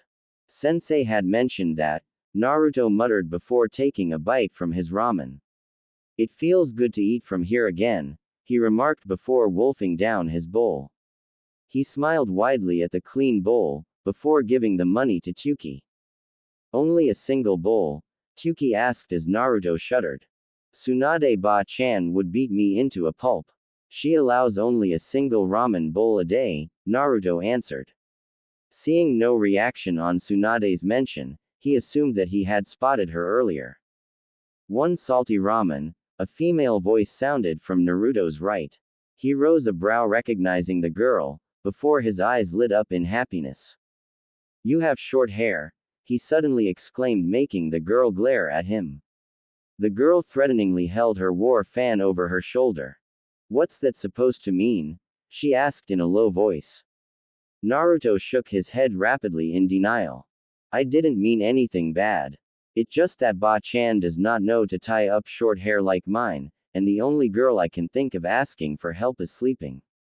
I want to tie my hair up before anybody sees me like this, Naruto explained, making Tamari frown. You look great with your hair like this, Tamari retorted. Ojo-chan, do as he says. Because if anybody spots him like this, the riots would disrupt the Chunin exam finals, Tuki warned from the kitchen. That bad? Tamari asked. Best case scenario, Naruto, Tuki and Ayame answered in unison. Very bad, she corrected herself. That would flop to Sama's plan. I guess I have no choice, she thought as stood behind Naruto. She gathered his spiky hair, using her hands like a comb. His hair is surprisingly soft that appearance. It smells like lemon. It smells like basil too, she thought absent-mindedly, before gaining a tint of red on her cheeks. Stop thinking like that, she scolded herself. Satisfied with the hair arrangement, she tied his hair with a bow. They're done, she remarked, applying the final knot. Naruto looked at a nearby glass, before smiling widely. He beamed, turning back to Temari. Thank you, Temari, he said before standing up. I will off then. Thank you for the food, he exclaimed before jogging away, but stopped a step later, his legs still jogging. I am not sure if anybody has told you this, but your hair really suits you, Temari, he remarked before dashing off. The girl's face turned red at the compliment. Sure, she had been told that many times, but the boys always made that comment in an attempt to flirt with her. Nobody had said like this out of the blue since her mother passed away. She was brought out of her shock by Tuki's chuckling. Don't blame him. He has no idea of what he should say when speaking with girls. That poor Hyuga girl crushes on him, but he doesn't have an idea about that, Tuki spoke up, pushing her ramen in front of her. I haven't seen him this happy ever. I guess Jiraiya-sensei did the right thing to take him away without informing anybody, he stated offhandedly. Jiraiya as one of the Sannin? Temari asked as Tuki nodded. Orochimaru had said that Jiraiya had a bad habit of popping up at places where he shouldn't be. And it is said that he trained the Yondaime, Temari thought with a frown. But at least his expression is better and genuine, she thought with happiness. Hiruzen could have sworn his wrinkles grew since Naruto disappeared. Even after searching up and down across the elemental nations, they had turned up dry. And Jiraiya wasn't being found too. Come in, Hiruzen commanded, tiredly hearing a knock on the door. Without taking his eyes off the paper, he asked the next question. What do you want? You have seen better days, sensei, a female voice remarked. Hiruzen looked at the woman in shock. She was the last person he had expected to see anytime soon. Tsunade-chan, what brings you here? Hiruzen asked with a small smile. The blonde woman shrugged. Can't I visit my home village? I am not a traitor like Orochimaru, she repeated dryly. I assume you got my message? He asked Jiraiya. The toad sage scowled. I leave him in your care, thinking that he would be safe in Konoha, and gets kidnapped from the village. Imagine my surprise when I re-establish contact with the toads, and the first things they report is Naruto was kidnapped. Were the censors playing marbles? Jiraiya asked in false anger. Shizune gasped at the statement, though quieted down after catching Tsunade's gaze. And imagine my surprise, when I run into a frantic Jiraiya telling how someone who died almost 13 years ago for me, was alive and kidnapped, Tsunade added, making Hiruzen frown. They are trapping Sandaime-sama to get answers, Shizune realized. What do you mean by that? Hiruzen asked in a dangerously low voice. I had received a letter from you 3 days after the Kyuubi attack, that both Kushina and Naruto had died, Tsunade responded. I never wrote a letter to you which mentioned Naruto even once. I did write letters to call you back and help after the attack, but not a letter about Naruto. I wanted to keep covers on him so that you would return at least to check up on him, but you never came. This explains why, Hiruzen remarked with a frown. Well, it's a good thing we didn't tell Naruto. He would have been the first one here and threaten you, sensei, Jiraiya commented with a laugh. Hiruzen narrowed his eyes at his student. You took him away, he exclaimed accusingly. Yeah, the kid seemed he needed a breather, Jiraiya replied nonchalantly. You made him write that note, Hiruzen added before finding himself pierced by a laser glare. I wanted to see the village frantic. How they would react if their precious weapon suddenly got kidnapped. Minato didn't give his life away for this, sensei, Jiraiya snarled in anger. And boy, was he an untapped tank. What was Kakashi doing for 3 months? That brat surpassed him in less than a month. But promise me you won't meet him until the day of the finals. You are hiding something, Hiruzen said accusingly. Both of his students gave him innocent expressions. Why would say that, sensei? You two are hiding something, he muttered. But that brings to this. Someone tapped into your messages, Jiraiya stated in a no-nonsense tone. Just makes one wonder how many such messages have been tapped. But who will benefit from Tsunade-sama not returning? Shizune wondered out aloud, making the three shinobi frown. That is actually a great question. Who would benefit from Tsunade-hime not returning? Definitely not anybody from the shinobi faction of Konoha. The civilian council would greedily agree because they get the best medication. After all this, it only leaves out three people. Mitokado Homura, Udatane Kaharu and Shimura Danzo, Jiraiya commented with a scowl. Why are you still keeping that bastard around, sensei? You know what he did, sensei. You should have killed him that day itself, Jiraiya exclaimed in anger. I know, but he has stolen Shisui's Sharingan. You know it graveness. And I knew you had taken Naruto away. He is the wild card against Danzo. Koto Amatsukami doesn't work on Jinchurikis, Hiruzen replied, revealing that he indeed was under that genjutsu's influence. I am a sage. Genjutsu doesn't work in sage mode, Jiraiya huffed out, making Hiruzen chuckle at the childish retort. Temari had returned from Ichiraku's the next day in the morning, to face a furious Baki and a cowering Kankuro. She rose a brow at the pair, before finding herself pinned by Baki's glare. I had asked the two of you to keep an eye out for Gaara. We don't know what he will do, Baki scolded the two, before frowning at Temari. And where are you disappearing every day in the morning? He asked her. I went to have some ramen. Those Ichiraku guys serve some good dishes, Temari replied with a shrug. Baki looked at the girl bewildered. You have been having ramen for breakfast. For a month? He asked, shocked. Well, I eat only once a day, and a single bowl. I don't have a diet of ramen like Naruto, Temari responded, making Kankuro frown. Who is this Naruto? Kankuro asked, narrowing his eyes. Temari facepalmed. The boy Baki-sensei asked me to spy on, Temari answered. That aside, where is Gaara? Baki asked angrily. Kankuro and Temari realized that their cold sadistic brother was on the loose, in a foreign village. The two scampered out of the room, hoping that Gaara hadn't lost control of himself. You're troublesome, you know that? Shikamaru asked with a lazy smirk as he spotted Naruto going towards the hospital. The blonde looked at him with a smile, and noticed the basket of fruits in his hand. Well, Jiraiya-sensei took me on a training trip. You are on a diet? He asked, pointing to the basket. Shikamaru shrugged. Choji. He was admitted here yesterday for indigestion. So, Jiraiya as in one of the Sanin? He asked as the pair entered the hospital.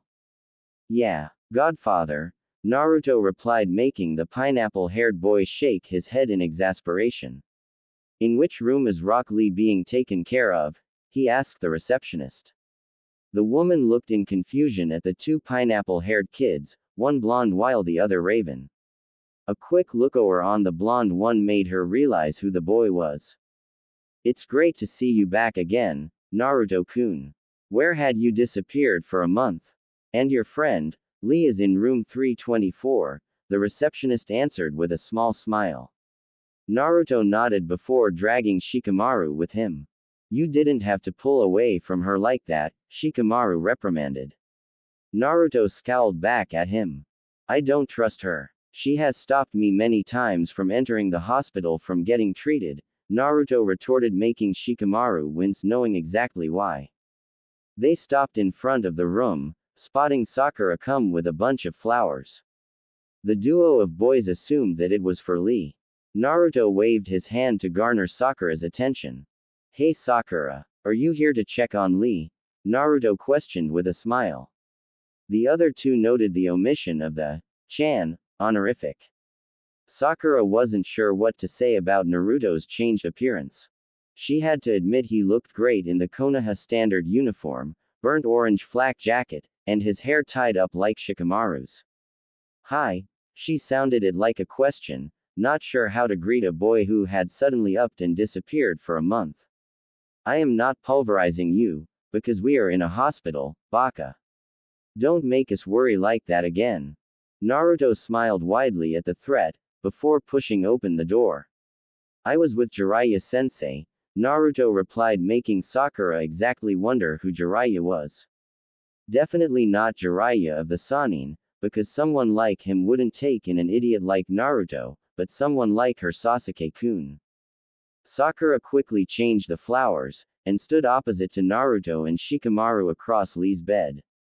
Shikamaru placed the basket of fruit on Lee's side table. Sakura looked sadly at Lee. He hasn't woken up since the fight. The doctors said that his career as a ninja is over. The only one who can heal him is Tsunade of the Sannin, but no one knows where she is. Sakura informed Naruto of the developments. Ba-chan and Jiraiya-sensei should in Jii-chan's office. I had some urgent work with Tachibana-san, so I parted ways with them, Naruto commented. Assuming she hasn't gone to a bar, she should still be in the office. Ba-chan. The other two wondered out in shock. Naruto looked at the pair confused, before rubbing the back of his head in embarrassment. I call Tsunade of the Sannin, Ba-chan, Naruto clarified, making Sakura scowl. Show some respect to Tsunade-sama, Naruto, Sakura screamed furiously. The previous Naruto wouldn't have done this, but he pinned the pink-haired girl with a glare and flared his chakra-crushing Shikamaru along with Sakura. I knew he had a lot of chakra, but this amount is ridiculous. And I know this is his own chakra and not the Kyuubi's. It is troublesome to be a Jinchuriki, but if you get so much chakra, I don't see any problem in becoming one, Shikamaru thought the last part in envy. Sakura was paralyzed in fear, the same as against Zabuza and Orochimaru. This is same crushing pressure like Zabuza and Orochimaru. Even Kakashi-sensei couldn't match the latter. This is more than Kakashi-sensei pressure, she thought in fear. She has no problem if I call her that. And she is my aunt, so it doesn't concern you why I shouldn't call as such, Naruto said in a low voice. Boy, I wonder what I ever saw in her.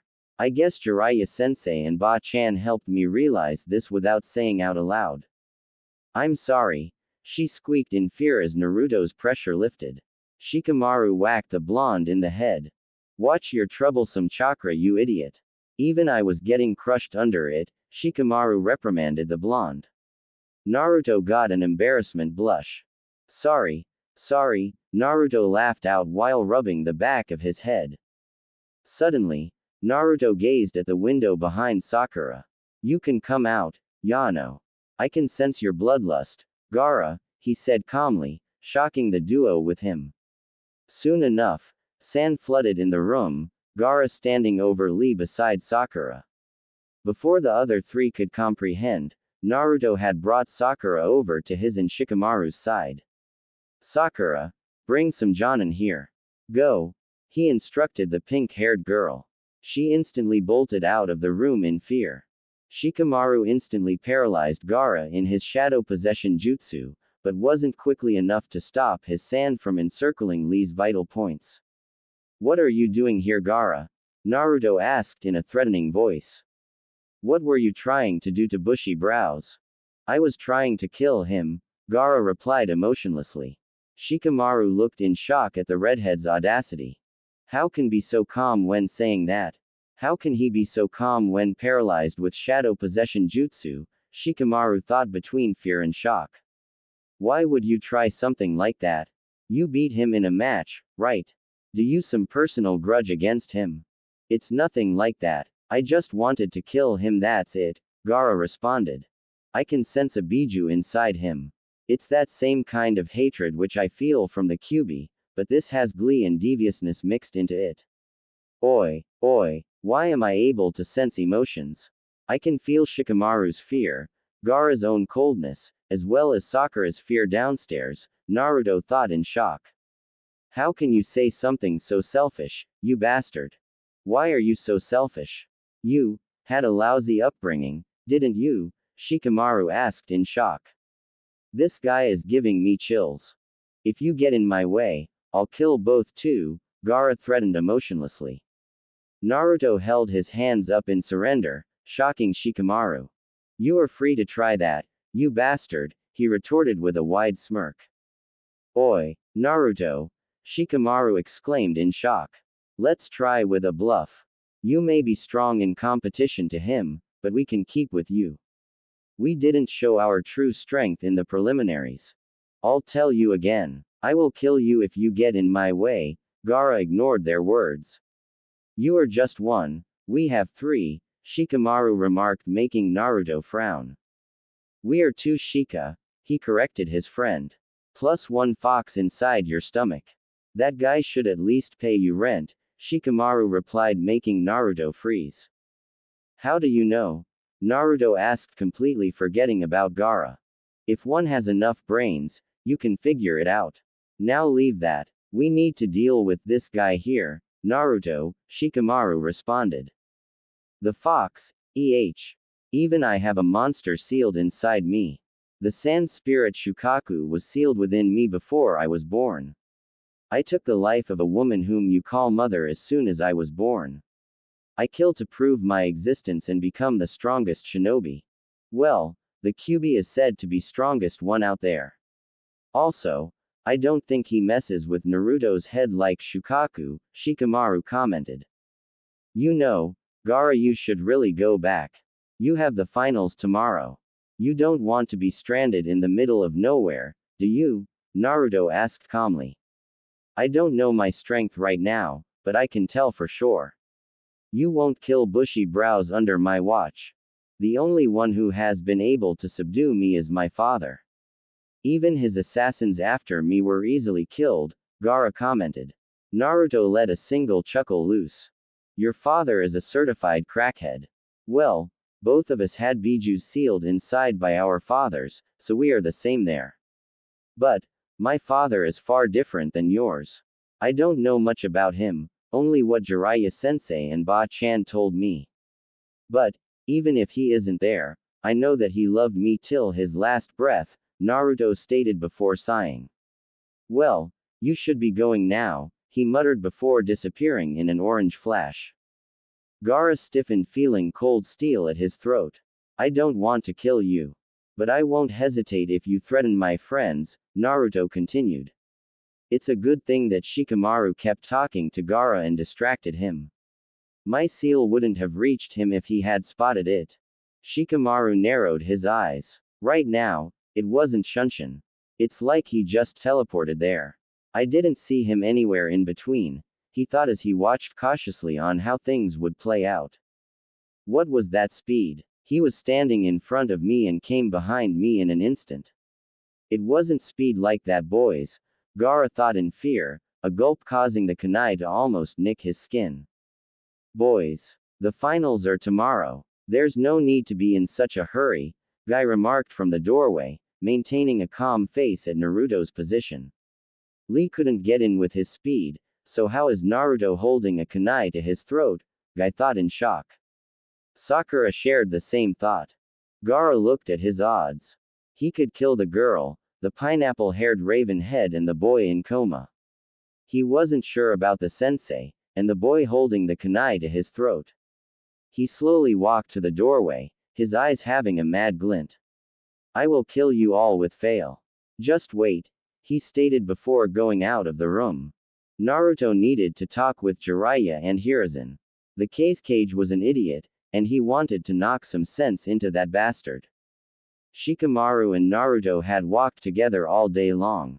The duo had visited all of the Rookie 9 as well as Tenten. Shikamaru had explained how he, Choji and Kiba came at the conclusion that Naruto had held the Kyuubi, and that they wouldn't treat him any different, especially after seeing Gaara's behavior. Why are we here again? Shikamaru asked with a frown. You have to be troublesome and buy the weapons at the last moment. Naruto scowled at that. I had given an order for custom kunais, which should be done by now, Naruto commented before entering the shop. The jingle of bells shook Tachibana out of his reverie, before beaming at Naruto. Ah, Naruto. Here for your kunais, The man asked, beaming. Naruto nodded back with a smile. Hey, aren't you the Nara kid who is going up against the girl who defeated Tenten? Ah, yes. Tamari from Sunagakur, Shikamaru supplied, before peeking at the kunais which Tachibana had brought. That's an unusual design, he commented, seeing the tri-pronged kunais. Because they are special, Naruto replied with a smug smile. I know that, Shikamaru retorted. So, are this your troublesome secret weapons? Shikamaru-kun, you will know tomorrow. I have packed a camera, and a spare too if something happened to it, Tachibana said, making Naruto sweat drop. You are going overboard, Tachibana-san, Naruto murmured in embarrassment. I am completely confused, Shikamaru remarked, looking between the other two males. The Higurashi laughed heartily. All in due time, Shikamaru-kun. But if what Tenten said was right, Neji is digging his own grave right now, Tachibana muttered, making Shikamaru raise a brow. What I mean is, the move Neji is trying is practice, is as good as suicide against Naruto right now. Shikamaru just nodded before dragging Naruto out. I know you are hiding something big, Shikamaru hissed. Naruto nodded. Well, I didn't want riots in Konoha, so tomorrow I will reveal the secret, Naruto replied. Now let's get some ramen, he exclaimed happily. Well, he is still the ramen-loving idiot, Shikamaru thought with a smile. His brows reached his hairline seeing his opponent at the ramen stand arriving after them. He took a seat far from her, deeming her to be too troublesome. Tamari. It's great to see you, Naruto greeted his fellow blonde with a smile. Shikamaru rose a brow at the familiarity present between the pair. You really helped me with tying my hair up.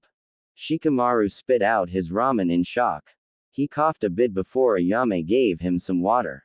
All right. He didn't see this coming. Seeing the red tint on Temari's cheeks, Shikamaru had an urge to facepalm. Great. Another girl smitten after Naruto, and boy is still as dense as ever. So, I never caught why you wanted to tie your hair up, Tamari suddenly remarked. Naruto just smiled innocently. If I know Jiraiya-sensei, he has already gone and done that.